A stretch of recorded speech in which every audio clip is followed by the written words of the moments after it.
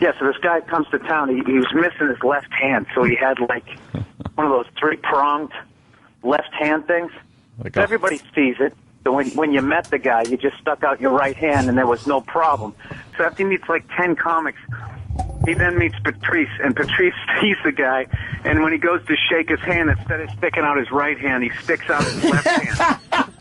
And then Patrice, with his big, dainty fingers, just grabbed one of the metal tongs and shook it. And all this awkwardness, and then Patrice just goes, "What happened to your hand, man?" And like that's why I loved the name of his last special, Elephant in the Room, because that's what he always did.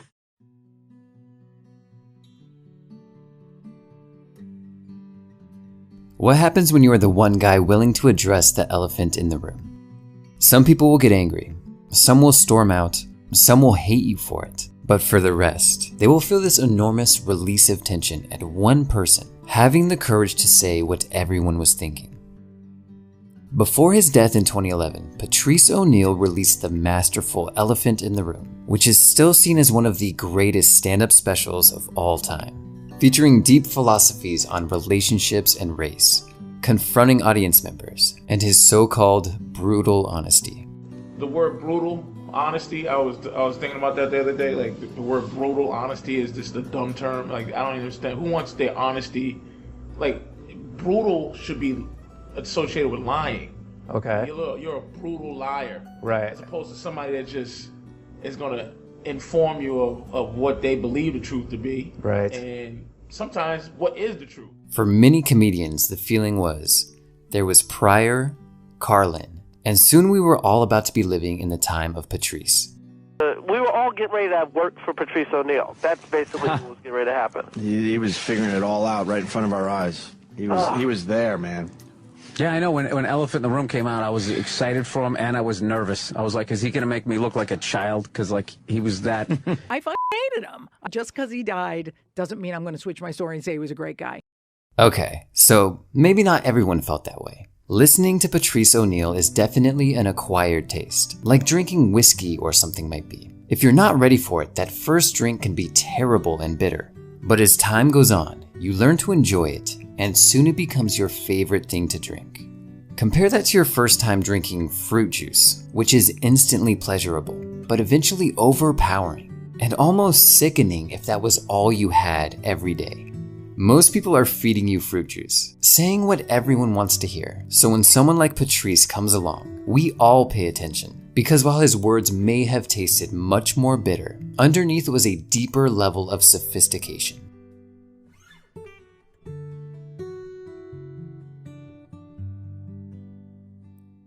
I was recently browsing through a collection of the best advice from Patrice O'Neal. Things like assert yourself but stay humble.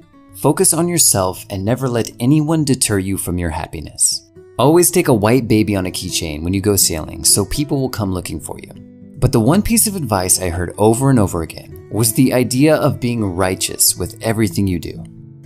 This means if you feel you are even slightly doing something you don't want to do, then don't do it.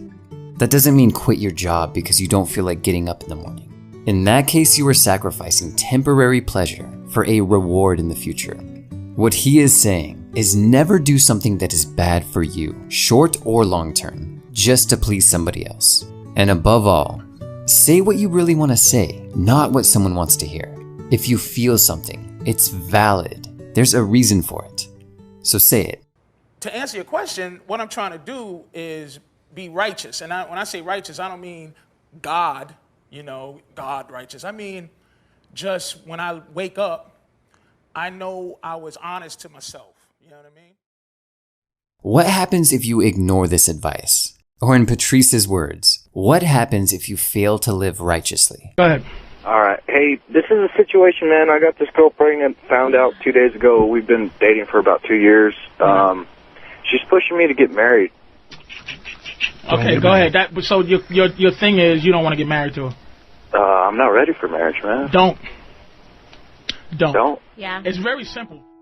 This guy got a girl pregnant, and he was feeling immense pressure to do the right thing and be a good guy by marrying this girl he doesn't want to marry.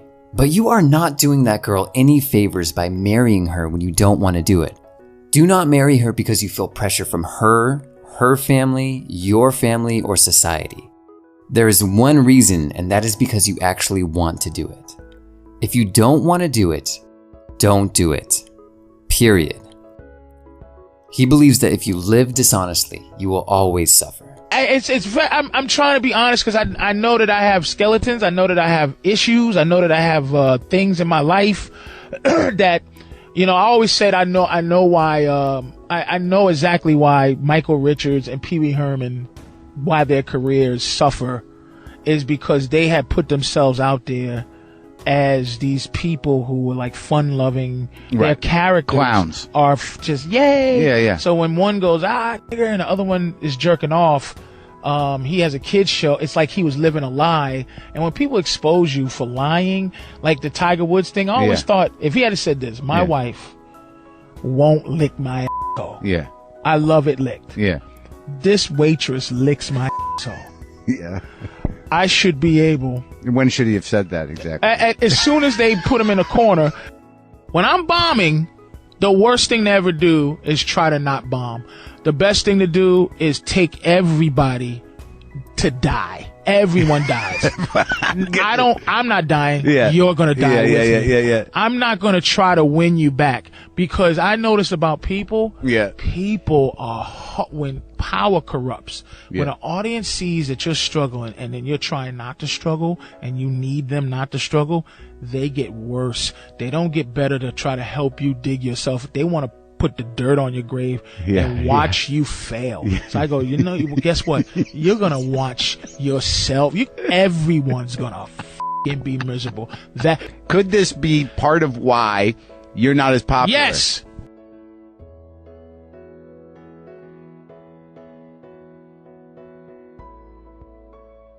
Are you here? Yes. Jen, go ahead, baby. You. Oh, I'm sorry. Me? I just think that you're a f***ing asshole. That's fair enough. Go ahead. Are you in a relationship, Jen? As a matter of fact, I've been married for 10 years. Where's your husband? He's right here. You want to put him on the phone, let him talk. All right. Right. Back up. I love you. Thank you. Okay, fair enough. I've been listening to you forever. Thank you. I'm sorry about that. Okay, I just thought you was mad at me because your wife was mad at me. Oh, no, buddy. Okay. No. And what happened is, I told my wife. If your wife next to you with a fork sticking you in your face. Yeah. Patrice, go ahead, man. Go ahead. Patrice, go ahead. You are 90% right. Okay, go ahead. 90% right. Fair enough. Go ahead. What's the 10%? But my wife, like me, is so headstrong.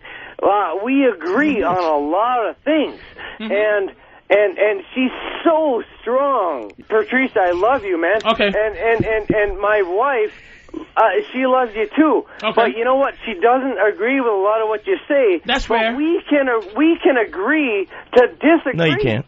And God damn it, it's one of those things where you just kind of got to go with the flow. No. And that's now. Do you hear yourself? Let me tell you what you're doing, dude. What you're saying in your stomach, you can hear the self-editing that's happening. You're not saying what you want to say. You're saying what you got to say to not have me say fuck you and not have her say fuck you. Let me say something to you. Look at the difference between these two people. She is able to call in and say exactly what she thinks in 5 seconds, while the guy sits there stammering, taking 10 minutes to say nothing because he is desperately trying to find some way to please both his wife and his hero Patrice. Patrice died 10 years ago, but even then, he saw where things were headed. A society of people who constantly tiptoe and worry about saying the wrong thing to each other. And when we do express frustration, typically it's through passive aggression. What would happen if we all decided to live just a little more like Patrice and actually say what's on our mind? Everything would be out in the open, and we wouldn't have to live constantly pretending to be something other than what we are.